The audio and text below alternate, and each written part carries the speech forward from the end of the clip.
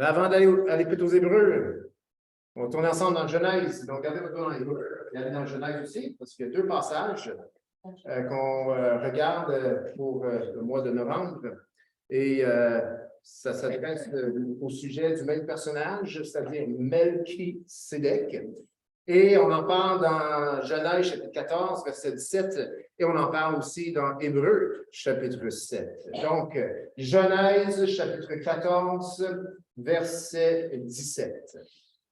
Après qu'Abraham fut revenu vainqueur de Kedorlaomer et des rois qui étaient avec lui, le roi de Sodome sortit à sa rencontre dans la vallée de Charé, qui est la vallée du roi. Melchisédek, roi de Salem, fit apporter du pain et du vin. Il était sacrificateur du Dieu Très-Haut. Il bénit Abraham et dit, « Béni soit Abraham, par le Dieu Très-Haut, maître du ciel et de la terre. Béni soit le Dieu Très-Haut, qui a livré tes ennemis entre tes mains. » Et Abraham lui donna la dîme de tout. Le roi de Sodome dit à Abraham, « Donne-moi les personnes et prends pour toi les richesses. » Abraham répondit au roi de Sodome, « Je lève la main vers l'Éternel, le Dieu Très-Haut, maître du ciel et de la terre. Je ne prendrai rien de tout ce qui est à toi, pas même un fil ni un cordon de soulier, afin que tu ne dises pas, j'ai enrichi Abraham, rien pour moi. Seulement ce qu'ont mangé les jeunes gens, et la part des hommes qui ont marché avec moi, Aner, Eshcol et Mamré, eux, ils prendront leur part. Hébreux, chapitre 7.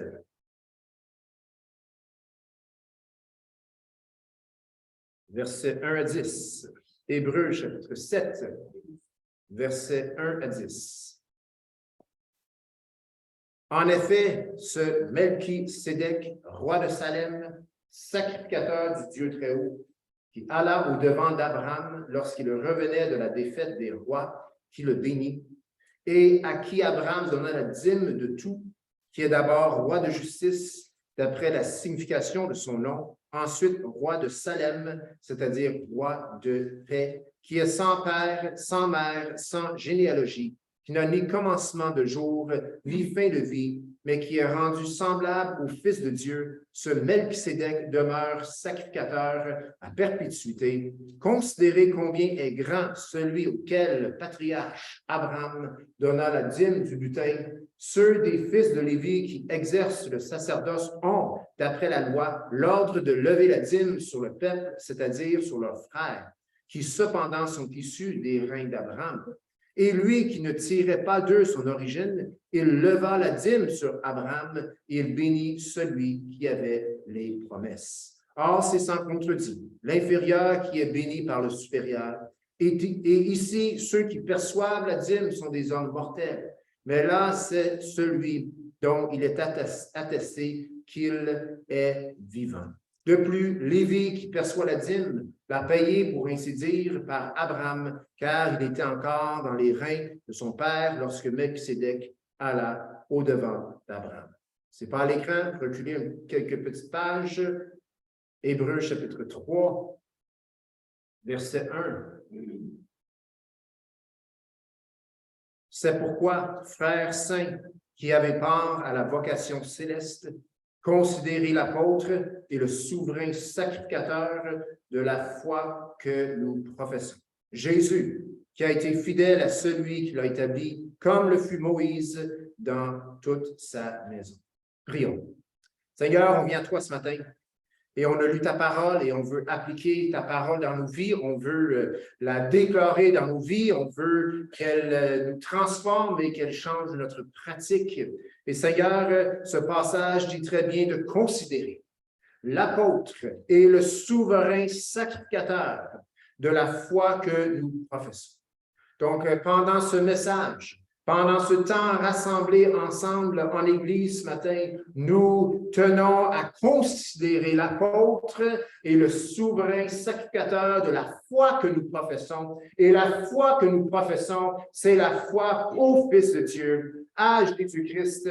Oui, verset 2, Jésus qui a été fidèle dans tout, fidèle à celui qui l'a établi, comme le fut Moïse dans toute sa maison. Donc, Père, ce matin, nous te demandons, dans le nom de Jésus, en Jésus-Christ, de bénir ce message à nos cœurs et qu'elle puisse, oui, nous vigorifier, si on peut dire, qu'elle puisse nous donner l'énergie, la force à cause de l'œuvre de ton Saint-Esprit au travers de ce message dans nos vies et que tout le monde puisse dire Amen. Donc, la semaine passée, eh bien, on a entendu un message qui avait comme titre « C'est qui ton prêtre? » On peut répéter, c'est qui ton prêtre? Donc, c'est une question. Donc, je vous le demande ce matin, c'est qui votre prêtre? Jésus. Jésus, souverain sacrificateur de la foi que nous professons. Amen. Et la foi que nous professons, c'est la foi au Fils de Dieu, Jésus-Christ. Amen. Amen. Donc, la semaine passée, on a entendu c'est qui ton prêtre et on a entendu que notre prêtre, eh bien, Melchisédek, Jésus qui, selon l'ordre de Melchisédek, a béni Abraham qui, lui, avait déjà les promesses. Eh bien, nous, comme Abraham, nous avons déjà les promesses en Jésus-Christ. Amen. Et Jésus, notre grand prêtre, veut bénir ses enfants. Amen. Qui ont déjà les promesses. Amen. Amen. Donc, il est notre grand prêtre et la manière qu'on est béni par notre grand prêtre, c'est en s'approchant du Père en son Fils, en Jésus. Amen. Amen. On peut dire ça? En Jésus. Yes. En Jésus. Et on dirait qu'on s'en nous l'accent. En Jésus. C'est comme ça qu'on est béni par notre souverain sacrificateur. C'est lorsqu'on va vers le Père en Jésus, dans le nom de Jésus. Et Jésus a d'ailleurs dit à ses disciples qu'il n'avait pas encore rien demandé dans le nom de Jésus, mais dans son nom, mais que bientôt ils allaient le faire. D'ailleurs, je pense que, oui, juste ici, quand vous cherchez votre épouse, c'est ça. Ah, Seigneur est bon. Hey, je suis content de vous avoir avec nous. C'est bon. Dieu est bon. Amen. Et Jésus a dit, Jean 16, 23, 24, en vérité, je vous le dis. Ce que vous demanderez au Père, il vous le donnera en mon nom. Pas par nos efforts, pas par la longueur de notre prière, pas par l'ingéniosité de notre français ou de notre espagnol ou de la langue dans laquelle vous priez. Non, c'est parce que ça va être en son nom. Jusqu'à présent, dit Jésus à ses disciples, vous n'avez rien demandé en mon nom. Demandez et vous recevrez afin que votre joie soit partielle. Oh non, parfaite. Merci beaucoup, merci beaucoup. La joie parfaite. Amen. Amen. Jésus a dit, vous n'avez rien demandé à mon nom, mais bientôt vous allez demander à mon nom. Et c'est là qu'on est aujourd'hui. Nous demandons son nom. Amen. Jean 14, 12 à 14, en vérité, hein, c'est vraiment des vérités ici. C'est pas il se peut. Peut-être que, ou si vous avez assez de foi, c'est en vérité, je vous le dis, celui qui croit en moi fera aussi les œuvres que je fais. Il en fera de plus grandes. Oui, il en fera des plus grandes parce que je m'en vais au Père. Et tout ce que vous demanderez en mon nom, dites-le, en mon nom, je le ferai afin que le Père soit glorifié dans le Fils. Si vous demandez quelque chose en mon nom, je le ferai. Amen. Donc, nous demandons dans le nom de Jésus. On est dans son œuvre. On est dans Jésus-Christ. Jésus est à la droite de Dieu. Il intercède pour nous. Nous, on s'adresse au Père et en le nom de son Fils, notre Seigneur, notre Sauveur, et comme on l'a vu, notre sacrificateur, notre souverain sacrificateur. Le thème de l'Épître aux Hébreux, c'est que le nouveau a remplacé l'ancien. Puis aujourd'hui, on va regarder ensemble le droit de notre prêtre. Amen? Amen. Donc, le titre, c'est « Le droit de notre prêtre, virgule, Jésus ». Amen? Amen. Le droit de notre prêtre. Et je vais vous dire tout de suite, on va regarder le thème ou le sujet de la dîme. Oui? Oui, merci. Le droit de notre prêtre. Et on va parler au sujet de la dîme. Amen? Dites-le, dîme. Ouais, OK. C'est un sujet important. C'est un sujet qui est dans les Écritures. Et c'est un sujet qui est très relié, très attaché à ce personnage de Melchisédek, qui est là dans Genèse chapitre 14 et aussi dans Hébreu, donc dans notre contexte d'aujourd'hui. Donc, dans tout cela, eh bien, il y a toujours, oui, on déclare, on annonce, on prêche que la Bible nous enseigne, mais on n'impose jamais quoi que ce soit, et je vais en préciser à la fin de ce message. Mais c'est important d'en parler. On a lu l'histoire d'Abraham qui a vu Melchisédek, et avant qu'il voie Melchisédek, eh bien, il y a quelque chose vraiment majeur qui se passe dans la région. Donc, on va aller un peu dans le contexte d'Abraham, mais juste avant qu'il ait rencontré Melchisédek dans la vallée du roi ou des rois. Donc, suite à sa séparation avec Lot, Lot, c'est le neveu d'Abraham, suite à sa séparation, parce que leurs troupeaux étaient trop nombreux, leurs serviteurs étaient trop nombreux et ils ont dû se séparer, et Lot a choisi d'aller habiter dans les plaines, dans la vallée de Sodome et Gomorrhe, et ça, c'était la plus belle partie du pays. C'était vert, c'était riche, c'était bon pour les troupeaux. Et Abraham a dit à Lot, toi choisis, et l'autre, tu vois, je n'irai pas. Donc, Lot choisit le plus beau. Et on voit qu'Abraham, lui, eh bien, s'en va vers le restant, si vous voulez, et il vint habiter parmi les chaînes de Mamré. Genèse 13, on voit ça dans Genèse 13, verset 18. Les chaînes de Mamré. C'est-à-dire, vous nous aidez à comprendre, ce n'est pas nécessairement un lieu, c'est chez quelqu'un. C'est comme les chaînes de Peter, les chaînes de Gilles, les chaînes de Daniel. Daniel a été habité chez les, je me répète, parmi les chaînes de Mamré, parmi les chaînes qui appartenaient à un individu qui s'appelait Mamré. Et Mamré, si vous lisez l'histoire vite fait dans Genèse chapitre 14 et 13, eh bien, on se demande c'est qui ces personnages, puis des fois, on pense que c'est des villages, mais c'est vraiment des personnes. Et donc, Mamré, il y a une propriété quelque part où est-ce qu'il y a des chaînes. Abraham va habiter parmi les chaînes de Mamré. Et Mamré, c'est une personne qui avait deux frères. Et ces deux frères s'appelaient Eshcol et Aner. On voit ça dans Genèse 14, 13. Les trois frères, ça nous dit dans Genèse 14, 13, ont fait alliance avec Abraham. C'est bien les trois frères, Aner, Eshcol et Mamré, qui ont fait alliance avec Abraham, et non Abraham qui a fait alliance avec les trois frères. Pourquoi? Parce que Abraham était connu d'être une personne à craindre. Abraham avait une bonne réputation et il était connu d'être un serviteur de Dieu. Et si tu touches Abraham, tu touches à l'Éternel. C'est l'histoire qui s'est passée en Égypte lorsque malheureusement Abraham a vendu sa femme au roi d'Égypte et ça crée des problèmes pour le roi d'Égypte. Donc, ils ont rectifié les choses. Abraham il a repris la femme et Abraham a prié pour le roi d'Égypte et la guérison est venue. Mais Abraham était quelqu'un de qui on redoutait. C'était quelqu'un à craindre, c'était quelqu'un, un homme très respecté.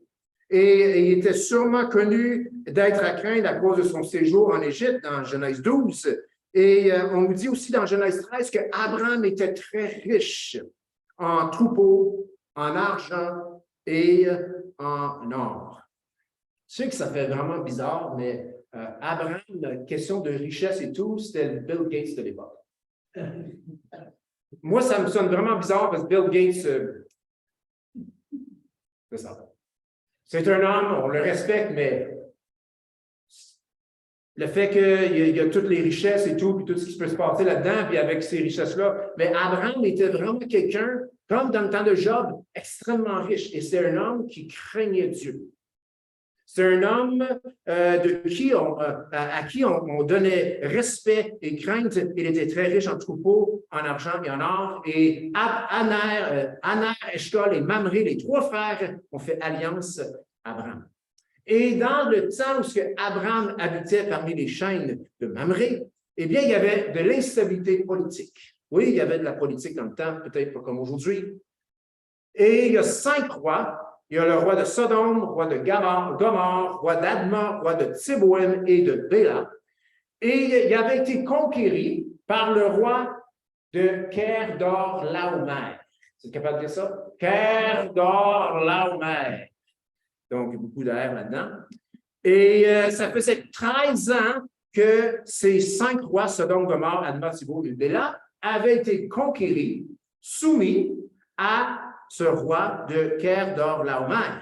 Et dans la 13e année, les 5 rois, Sodome, Gomorre et compagnie, se sont révoltés et ils ont dit, nous allons reprendre notre liberté, et ils se sont révoltés contre le roi de Kerdor-Laomer.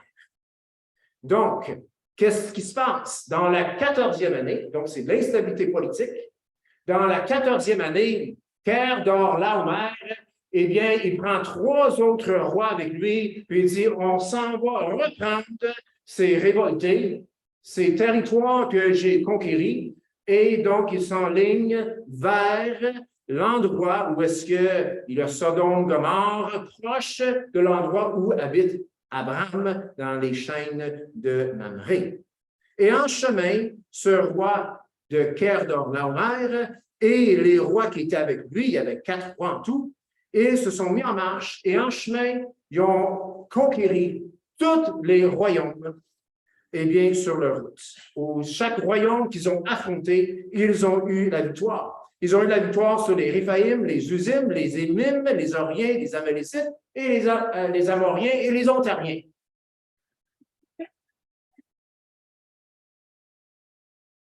On n'emmènera pas de politique là-dedans. Non, mais c'est juste des haines, c'est comme. Donc, c'est ça, des Oriens, des Amalécites, des Amoriens, ainsi de suite. Et ils ont eu la victoire. Donc, c'est 4 rois qui s'en viennent pour reconquérir Sodome, Gomorre et compagnie, les 5 rois. Donc, il y a 4 rois qui s'en viennent contre 5 rois. Et les 5 rois, Sodome et compagnie, ils ont sûrement entendu parler que les 4 rois étrangers s'en venaient avec une grande armée. Et ils ont donc entendu parler que ces 4 rois étrangers étaient en route, conquérant tout royaume en chemin. Donc, les 5 rois, Sodome, Gomorre et compagnie, ils se sont rangés en bataille dans la vallée de Siddim, Genèse 14. Et c'est une vallée remplie de puits de bitume, de pétrole. Peut-être pas la meilleure place pour aller se battre, mais en tout cas, c'est ce qu'ils ont choisi de faire. Et ce qui est arrivé, c'est que les 5 rois ont été dépouillés. Lot, qui habitait à Sodome, le neveu d'Abraham, eh bien, a été enlevé par les 4 rois. Et il y a un fuyard qui vient l'annoncer à Abraham et les 3 frères, c'est-à-dire Eshcol, Aner et Mamré. Ce fuyard vient leur annoncer que Lot avait été enlevé. Quand on parle de royaume ici, eh bien, ce n'est pas des centaines de milliers de personnes, c'est peut-être des centaines, peut-être quelques milliers. OK? Donc, on voit avec Abraham qui, lui, s'en va chercher les 318 serviteurs les plus braves dans sa maison. Donc, Abraham, c'est comme un roi. Abraham, c'est comme un royaume qui s'en va combattre d'autres rois, d'autres royaumes. Abraham, dans cette histoire, serait probablement accusé aujourd'hui de crimes de guerre et il s'en va les attaquer de nuit. Et il y a la victoire sur Kerdor-Laomer et les 3 rois qui étaient avec lui. Donc, Abraham a la victoire avec ses 318 serviteurs les plus courageux de sa maison, et il ramène toutes les richesses. Là, si on comprend bien, il y a 4 rois qui ont sûrement amené certaines richesses avec eux, qui s'en viennent pour conquérir 5 rois. Donc, Kerdor-Laomer et compagnie s'en viennent et conquérissent 5 rois locaux, proches d'Abraham, et ils prennent toute leur richesse. Mais en chemin vers Sodome et Gomorrhe, eh bien, les 4 rois avec Kedorlaomer ont conquéri des royaumes en s'en venant et ils ont aussi pris les richesses de ces, je pense, ces 7 ou 8 royaumes. Disons que quand Abraham est venu pour faire la guerre à Kedorlaomer et les 3 autres rois, les coffres étaient pleins.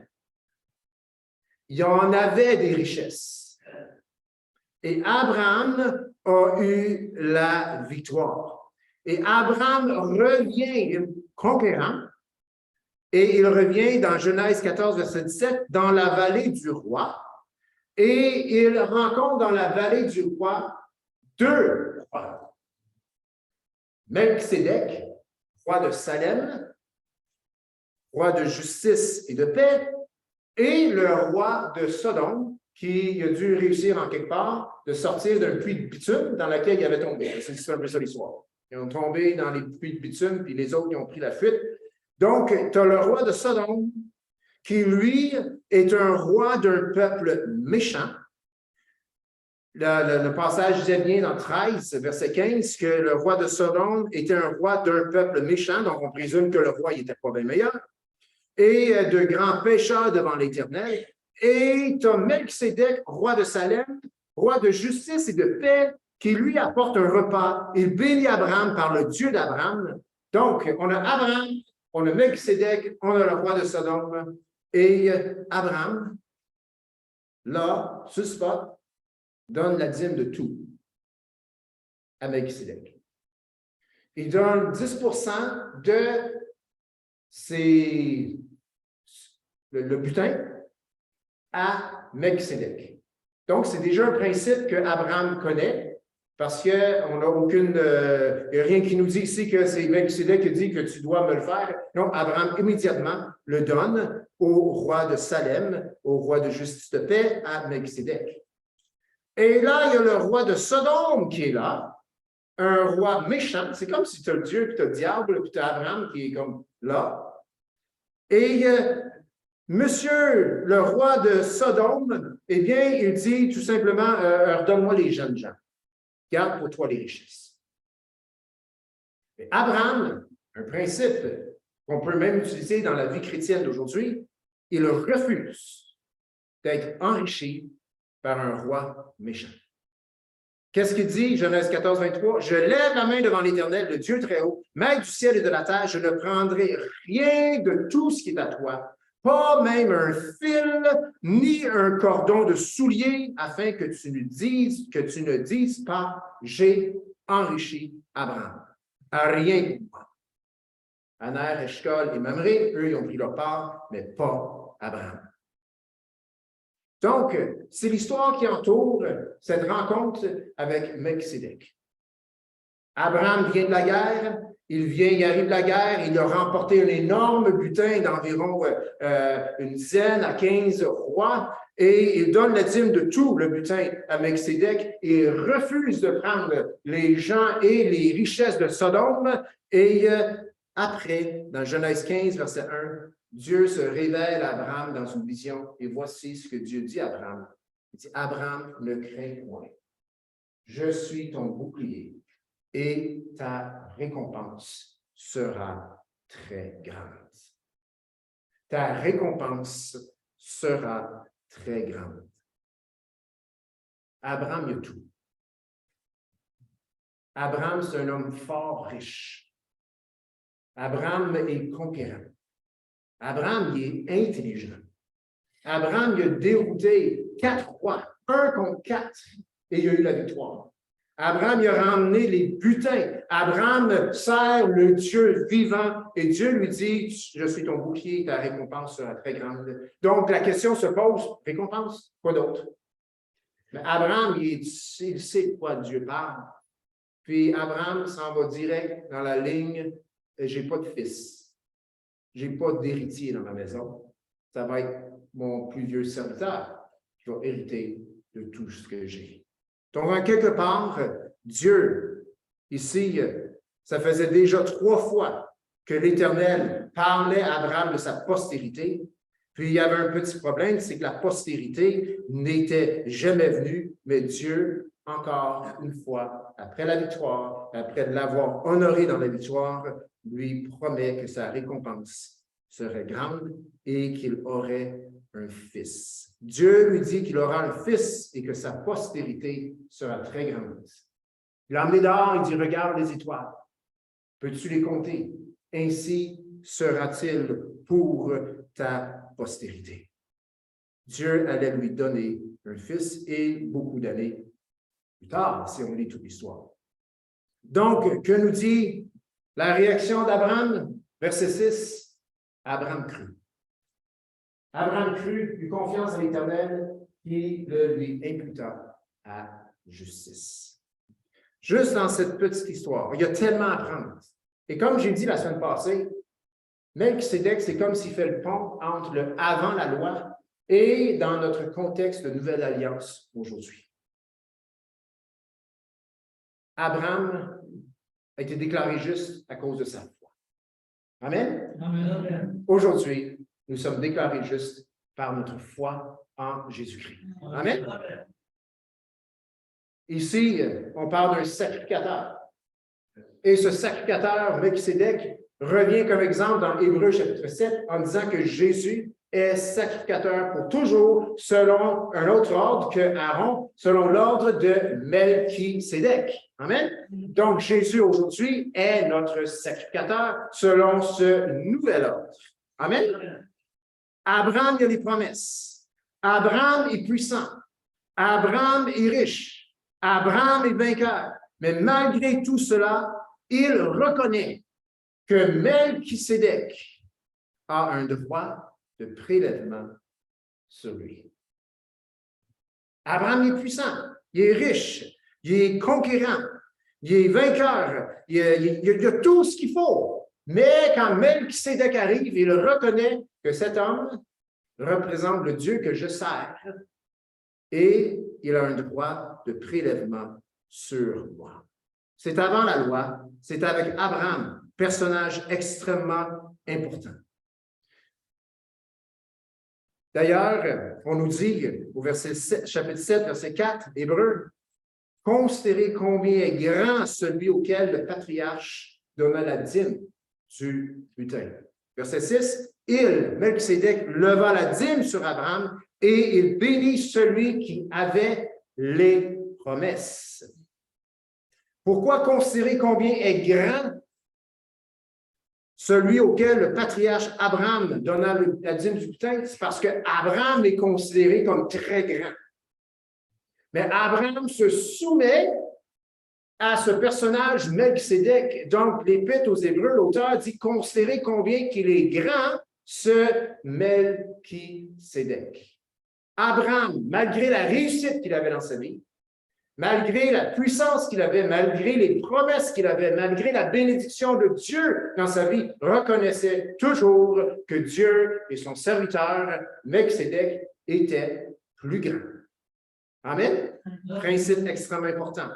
Parce que quand la réussite vient dans la vie du chrétien, lorsque le chrétien est vainqueur, lorsque le chrétien voit les promesses de Dieu qui s'accomplissent dans sa vie, et oui, lorsque le chrétien s'établit et augmente ses avoirs, il est très facile de devenir un petit Dieu et d'oublier de reconnaître qu'il y en a un qui est plus grand que nous et même très plus grand que nous et que tout dépend de lui et son nom, c'est notre souverain sacrificateur, Jésus-Christ. Amen? Amen. Souverain sacrificateur de la foi que nous professons.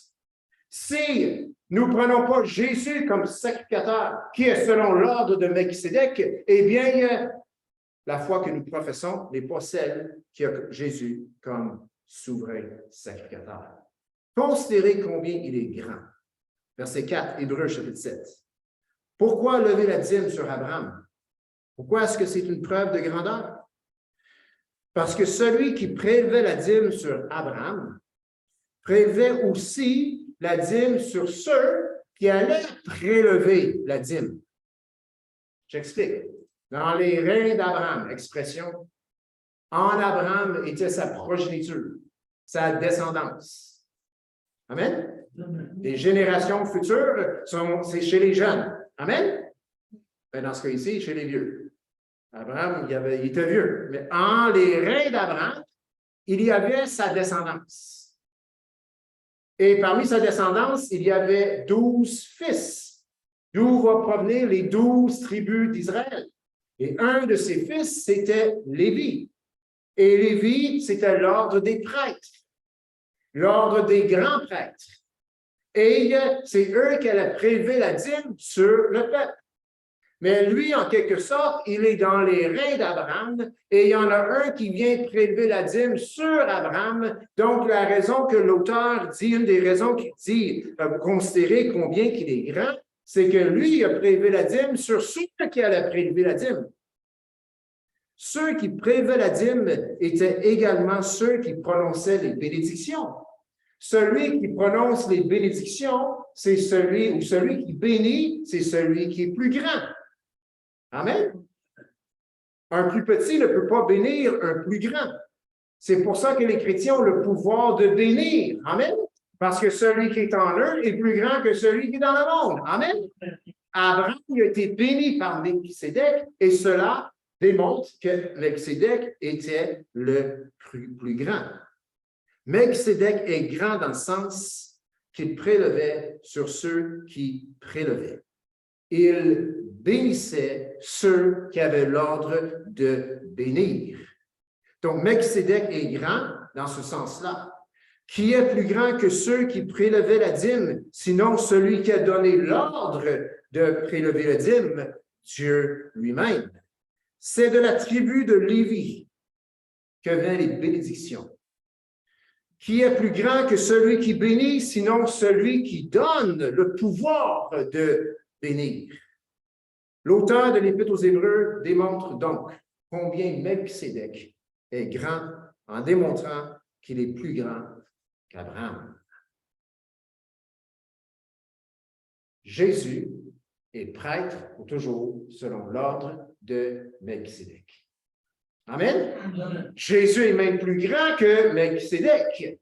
Amen. Mais il est selon l'ordre de Melchisédek parce que Melchisédek était plus grand que tous, même d'Abraham. Donc, on considère combien que Melchisédek est grand. Considérons aussi combien que Abraham est grand. Genèse 12, verset 3 nous dit « Quand Abraham, toutes les familles de la terre seront bénies. » Ça, c'est grand. Amen. Disons l'ensemble. Toutes les familles de la terre seront bénies en toi.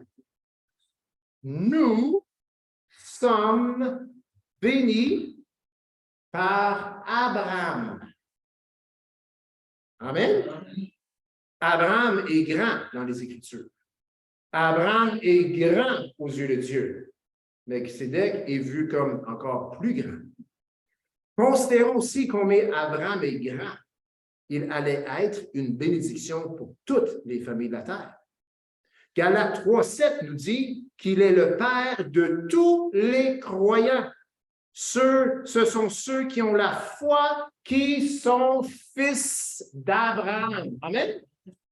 Donc, on l'a fait la semaine passée, on peut le refaire. Regardez quelqu'un, dites-leur, ton père, il est vieux. Il s'appelle Abraham. Nous sommes des fils et des filles d'Abraham. Amen. Oui, Papa Abe. Abraham. Il est grand dans les Écritures, Abraham. Jésus a cité Abraham. La nation juive est née d'Abraham. Et ce sont ceux qui ont la foi, qui sont fils d'Abraham. Pas fils d'Adam, fils d'Abraham. Fils de l'homme qui a été justifié par la foi. Que font les fils, que font les filles? Ils imitent leur père. Amen? C'est ce qu'ils sont censés faire. Si ton père, c'est le diable, tu vas mentir. C'est le père du mensonge. Si ton père, c'est Dieu, ça va être la vérité. Amen?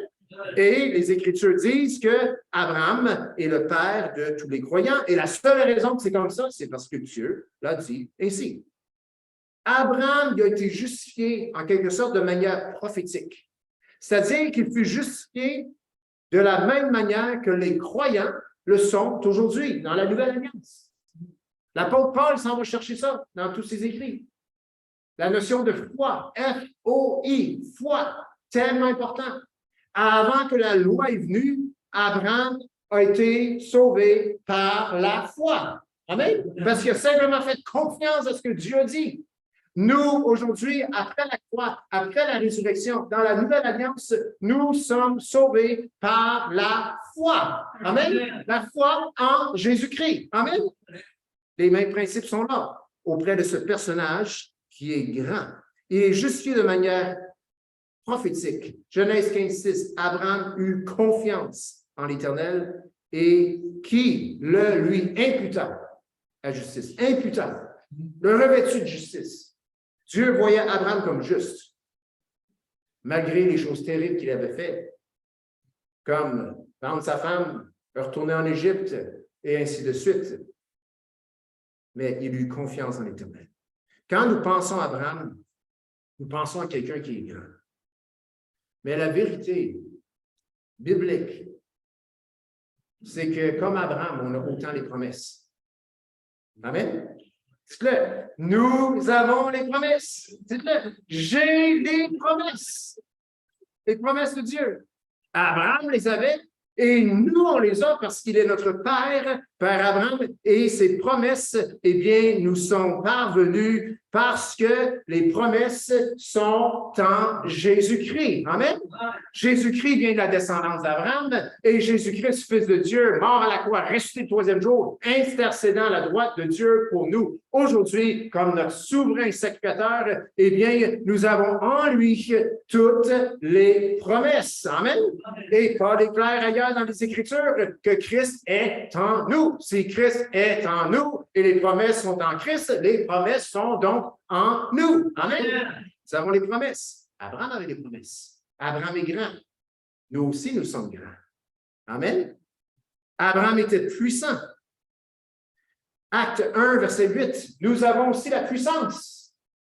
Dans la Nouvelle Alliance, Dieu a envoyé son Saint-Esprit. Amen. Son Saint-Esprit qui dit, mais vous recevrez une puissance survenant sur vous. Le Saint-Esprit survenant sur vous. Puissance ici, dans le grec, dynamis. Dynamite. Abraham était puissant. Nous sommes puissants parce que nous avons le Saint-Esprit. Amen. Nous avons tant les richesses. 1 Corinthiens 3, 23. Tout est à vous. Vous êtes à Christ et Christ est à Dieu. Amen. Tout est à vous. Vous êtes à Christ et Christ est à Dieu. Amen.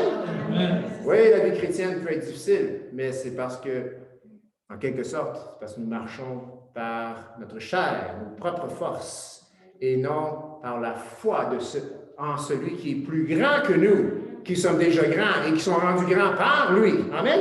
Amen. Amen. Nous avons autant la victoire qu'Abraham. Romains 8, 37. Mais dans toutes choses, nous sommes plus que vainqueurs par celui qui nous a aimés. Amen. Amen. Dites-le, plus que vainqueurs. Il y avait un boxeur. Je sais que je l'ai déjà raconté, mais il y en avait qui n'étaient pas là, puis j'aime ça raconter l'histoire. Il était marié. Et il y avait un grand combat qui s'en allait, puis il s'était préparé, il était musclé, il avait ses gants, il avait tout ce qu'il fallait pour faire la passe à son adversaire. Et le combat était rude, mais pas tellement long, et il a eu la victoire. Il était content, puis le juge s'en vient voir, il le déclare comme vainqueur, comme victorieux, et puis il donne le gros chèque d'1 million parce qu'il avait gagné le match. Et puis là, il retourne à la maison, puis il dit à sa femme, « Chérie, j'ai gagné. » Et la femme a fait ça. Puis elle a pris le chèque. Le boxeur était vainqueur. Elle était plus que vainqueur. Yes. C'est ça, en Jésus-Christ. Nous sommes plus que vainqueurs. C'est Jésus qui a été à la croix. C'est Jésus qui s'est fait maganer. C'est Jésus qui a porté nos souffrances, nos maladies, nos infirmités. C'est Jésus qui a porté nos péchés. C'est Jésus qui est mort. C'est Jésus qui a été à la tombe. C'est Jésus qui est resté. Et lui, dans ce cas, c'était pour nous rendre vainqueurs. Nous sommes plus que vainqueurs. Amen? Plus que vainqueurs. Donc, comme Abraham, on a les promesses, on a la puissance, on a les richesses, on a la victoire. Et non seulement avons-nous ces 4 choses qui proviennent tous du fait ou de la promesse faite à Abraham, c'est-à-dire Jésus-Christ, eh bien, en quelque sorte, on a aussi le même prêtre que Abraham. Abraham, il a été vers Melchisédek. Jésus est prêtre selon l'ordre de Melchisédek. Amen? Combinaison de versets ici. Jésus, le souverain sacrificateur de la foi que nous professons, si on saute au chapitre 5, verset 10, Dieu l'ayant déclaré souverain sacrificateur pour toujours, selon l'ordre de Melchisédek. Abraham, il avait comme prêtre Melchisédek. Nous, notre prêtre, est selon l'ordre de Melchisédek. Mais la question se pose, comme le titre du message ce matin, le droit de notre prêtre, Jésus. Reconnaissons-nous que Jésus a un droit de prélèvement sur nous. Est-ce qu'on reconnaît que Jésus a un droit de prélèvement sur nous? Ah, vous savez, la vie chrétienne, ça implique tout sauf les finances. C'est ça? Non. Tout sauf les finances, c'est pas que je dis. Ça va ensemble. Jésus nous a sauvés à 100%. Amen? Puis il y a aussi, eh bien, tout ce qu'on a, c'est à cause de lui. Amen? Et Jésus a un droit de prélèvement sur nous. Et oui, on peut dire, ben, ce droit de prélèvement, c'est l'Ancienne Alliance. Mais si on regarde Abraham, qui était avant l'Ancienne Alliance, il voyait Melchisédek ayant un droit de prélèvement sur lui. Et on voit dans l'Épître aux Hébreux que ce roi Melchisédek est l'ordre de notre grand prêtre Jésus-Christ. Donc, la logique même dit qu'il a en quelque sorte un droit de prélèvement sur nous. Est-ce que nous le reconnaissons?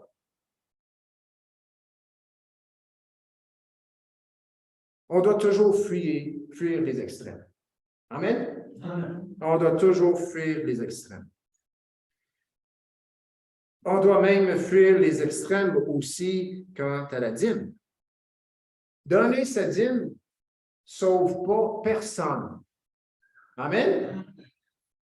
Comme toute autre œuvre que Jésus nous demande, ça ne change pas notre statut d'être juste devant lui. Amen? Nous sommes justifiés par la foi. Amen? Amen? Mais celui qui a la foi en Jésus-Christ le reconnaît comme son prêtre et il a droit de regard, droit de prélèvement, droit d'avis, droit de parole dans sa vie. Amen? Donc, on ne doit pas aller dans les extrêmes, c'est-à-dire où ce que nos œuvres, finalement, nous rendent plus justes. Et il ne faut pas aller dans l'autre extrême non plus, étant donné que les œuvres n'affectent pas notre justice, on n'a pas à les accomplir. Ça, c'est 2 extrêmes différents. Non, nous voulons obéir à notre grand prêtre. Et ce grand prêtre a un droit de prélèvement sur nous. Donner sa dîme ne sauve pas personne, mais la négliger démontre une certaine négligence spirituelle et, en quelque sorte, peut facilement refléter une spiritualité superficielle. Mais nous voulons être comme Abraham. Nous voulons que Jésus ait toute la place dans nos vies. Amen? Même dans notre matériel. Amen? Donc, c'est un aspect important de la vie chrétienne. N'oublions pas, Melchisédek s'en vient vers Abraham. Il s'en vient avec un repas. Il s'en vient avec la nourriture. Il s'en vient avec la bénédiction et il vient prélever la dîme. Nourriture, bénédiction, la dîme vont de pair, vont ensemble. Amen? Je veux dire, Jésus nous a tellement bénis. C'est quoi de l'honorer avec notre portefeuille? Amen? C'est quoi de l'honorer avec notre portefeuille? C'est quoi de l'honorer avec notre dîme lorsque lui, il a tout fait pour nous? Amen? C'est quelque chose qui distingue la vie chrétienne notre générosité par rapport à la vie de ce monde. Amen. Puis, on garde tout pour nous. Puis, les choses vont se multiplier parce que nous sommes wise, puis nous sommes entrepreneurs, puis nous sommes des bons businessmen. Mais lorsqu'on honore Dieu, même avec notre portefeuille, cela a des répercussions partout dans notre vie, même dans le physique, même dans le matériel. Amen. La dîme dans la nouvelle alliance. La dîme, eh bien, devrait être apportée là où notre souverain sacrificateur nous nourrit. Amen. Notre dîme ou nos offrandes devraient être apportées là où notre souverain sacrificateur nous nourrit, là où il nous bénit spirituellement. Et cette bénédiction spirituelle se reflète dans le matériel. Si on regarde l'Ancienne Alliance, eh bien, on voit que les gens apportaient la dîme au temple. On le voit dans l'Ancienne Alliance. Aujourd'hui, le temple de Dieu, c'est quoi? C'est nous. Amen. Amen. Pierre vivante qui se rassemble pour former une maison spirituelle afin d'offrir des victimes spirituelles. En quelque sorte, là où on apporte notre dîme aujourd'hui, c'est à notre Église locale. Je précise, à l'Église, à notre famille spirituelle, là où nous sommes nourris. Amen. Amen. Si on n'est pas nourri dans une Église, moi je vous dis tout de suite, si vous n'êtes pas nourri dans votre Église ici locale, allez vous trouver l'Église que vous êtes nourri. Amen. Amen. C'est tout à fait logique. On ne s'en va pas quelque part pour crever de faim. On a besoin d'être nourri. Amen. On a besoin d'une Église locale qui nous enseigne comment se nourrir. Amen. À chaque jour de la semaine. Amen. Parce que, tu sais, quand on regarde ça, on mange 3 repas par jour. En tout cas, la plupart du monde. Amen. Amen. 7 jours par semaine. 3 fois 7, c'est combien? 21. Matin, midi, soir. Puis malheureusement, souvent, les chrétiens, on prend un snack froid une fois par semaine. C'est pas supposé d'être vrai. Amen. Le physique est un reflet de ce qui est spirituel. L'esprit de l'homme, l'esprit nouveau, l'homme nouveau doit être nourri. Amen. Et un aspect de sa nourriture, c'est par son grand-père qui œuvre, oui, dans sa vie, mais aussi au travers du corps de croyants à laquelle on s'assemble, à laquelle on s'unit. Amen. Donc, nous apportons notre dîme, nos offrandes, là où nous sommes nourris dans notre Église locale. Puis comme j'ai dit, si tu n'es pas nourri dans ton Église, eh bien, trouve-toi une Église qui te nourrit parce que tu en as besoin. Amen. Amen. Amen. Maintenant, ici, à l'Église, vous n'avez pas de prêtre en la personne du pasteur. Dites Amen, s'il vous plaît. Amen, c'est pas moi le prêtre. OK? Amen?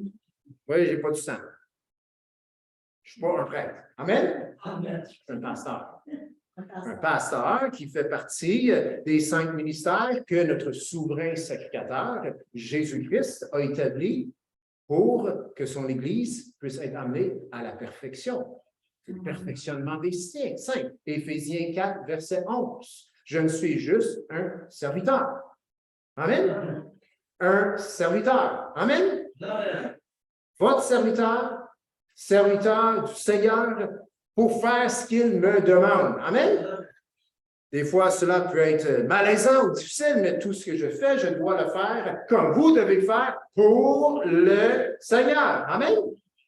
Donc, vous n'avez pas ici un prêtre en la personne du pasteur, mais vous avez quelqu'un qui œuvre selon au moins un des 5 ministères de Éphésiens 4, 11.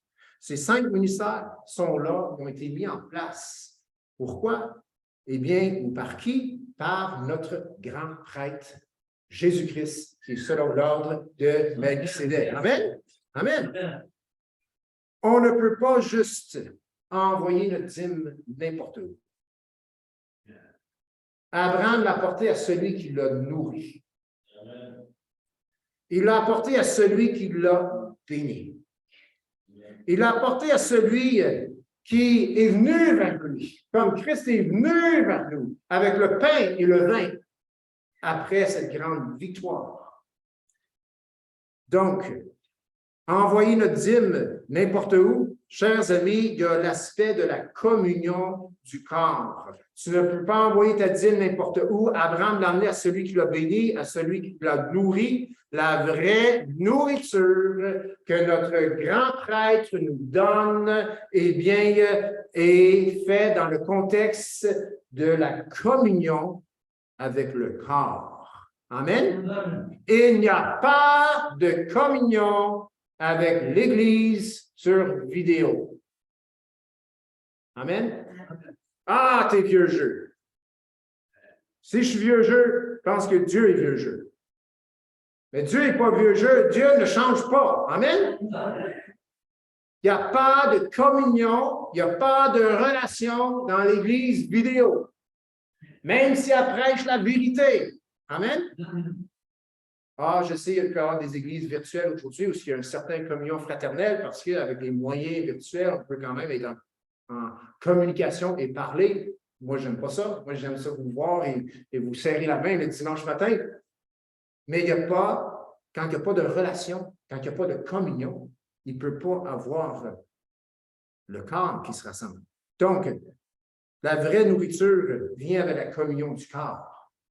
Il n'y a pas de communion avec l'Église Internet ou l'Église où est-ce qu'on n'a pas de contact avec les frères et sœurs. L'Église du Seigneur Jésus-Christ, savez-vous, elle est appelée à faire quoi? Elle est appelée à faire des disciples. Amen?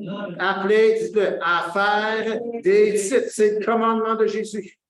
Allez, faites des nations, des disciples, les baptisant dans le nom du Père, du Fils et du Saint-Esprit. Amen.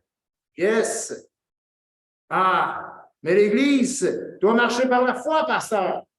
Pourquoi est-ce qu'on doit apporter notre dîme à l'Église? Pourquoi? Elle doit marcher par la foi. Et oui, les chrétiens aussi. Amen. Hey, ce n'est pas rare qu'on me demande. Et là, je partage un petit peu, parce qu'il y a quand même des gens qui sont avec nous nouvellement ou dernièrement. Et c'est ça, c'est pas rare que les gens me demandent c'est quoi les sources financières de l'Église évangélique de la Destination. Et je félicite toujours l'Église parce que cette Église a toujours pourvu à tous les besoins matériels de cette Église. Amen. C'est le corps qui l'a fait. Non, il n'y a aucun moyen financier qui vient de plus haut par notre association avec le mouvement des Assemblées de la Pentecôte. Il n'y a rien qui vient de là, c'est tout, ça vient du peuple qui emmène leur dîme au Seigneur. Amen. Et la raison qu'on le fait, c'est parce qu'on a un grand prêtre. Il s'appelle Jésus. Amen. Il y a un droit de prélèvement sur nous. Aussi, je tiens à préciser que personne n'a jamais été forcé et ne sera jamais forcé à donner sa dîme. C'est un choix personnel. Amen. C'est un choix personnel de vivre et marcher par la foi. Et c'est la meilleure façon parce que les Écritures nous disent qu'on doit marcher et vivre par la foi. Amen. Mais jamais est-ce que nous forçons les gens de vivre d'une manière ou d'une autre. Nous leur enseignons, nous leur prêchons ce que la parole de Dieu nous enseigne. Donc, personne n'est jamais forcé de donner sa dîme. Ce n'est même pas une condition pour être membre officiel de l'Église, ici, l'Église évangélique de la Destination. Notre constitution, nous avons une constitution qui dit que les membres doivent soutenir l'Église locale avec assiduité. La parole de Dieu, et oui, dans notre doctrine, eh bien, nous croyons à la pratique de la dîme. Et dans tout cela, n'oublions jamais que nous avons un grand prêtre. Et son nom, c'est Jésus. Amen. Qui est à la droite de Dieu et qu'il est selon l'ordre de Melchisédek, un ordre éternel, un ordre qui ne change pas. Et notre grand prêtre Jésus sera là aujourd'hui, demain et pour l'éternité. Amen. Et il ne change pas. Il a tellement fait pour nous et il nous demande tellement peu. Donc, marchons à sa suite dans l'obéissance. Je vous laisse avec un passage en 2 Corinthiens 9, versets 6 à 10. C'est écrit, « Celui qui sème peu, moissonnera peu, et celui qui sème abondamment, moissonnera abondamment. Que chacun donne comme il a résolu en son cœur, sans tristesse ni contrainte, car Dieu aime celui qui donne avec joie. Et Dieu peut vous combler de toutes sortes de grâces, afin que, possédant toujours en toutes choses de quoi satisfaire à tous vos besoins, vous ayez encore en abondance pour toute bonne œuvre, selon qu'il est écrit, il a fait des largesses, il a donné aux indigents, sa justice subsiste à jamais. Celui qui fournit la semence aux semeurs et du pain pour sa nourriture, vous fournira et multipliera la semence et il augmentera les fruits de votre justice. Amen. Augmentera les fruits de votre justice. Et les fruits de notre justice, les fruits que nous voulons, c'est les fruits de sa justice. Amen. Et tout cela dans le contexte de donner. Abraham, il a donné à Melchisédek. Et j'ose croire avec joie. Puis il a dit au roi de Sodome, prends ce qui est à toi, get out. Après ça, Melchisédek te donne la dîme. Le diable prend tes affaires et te débarrasse. Amen? Amen. Hey, dès le début, Abraham, il dit, il l'a fait. Un exemple concret de quelque chose qu'il a fait de manière pratique. Le diable doit être à sa place. Le chrétien a l'autorité de le mettre là où il doit y être. Amen. Dehors. Amen. Dites-le. Dehors. Et le chrétien est en place d'honorer Dieu dans tous les domaines de sa vie. Amen. Donc, comme j'ai dit, il y a 2 semaines et la semaine passée, un bon enseignement biblique en est une qui est pratique. C'est une chose très pratique de soutenir financièrement son Église locale. Et ce n'est pas ton Église locale qui te le demande. C'est ton prêtre Jésus qui nous l'enseigne au travers du personnage de Melchisédek. Amen. Puis lors de notre assemblée d'affaires, en début d'année, eh bien, parce que, vous savez, l'histoire de la COVID, puis ci, puis ça, puis tout le monde est inquiet, puis ci, puis ça.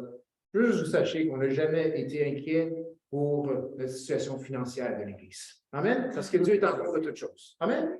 Il est en contrôle de tout. On n'a pas à s'inquiéter de ces choses-là. C'est pour ça que vous n'entendez pas souvent des histoires ou des messages sur donner, puis on a besoin. Non. Tous nos besoins sont comblés en Jésus-Christ, comme c'est le cas pour tous et chacun. Amen? Et je suis content que jamais est-ce que notre Église s'est mise en position où est-ce qu'elle devrait demander pour l'argent.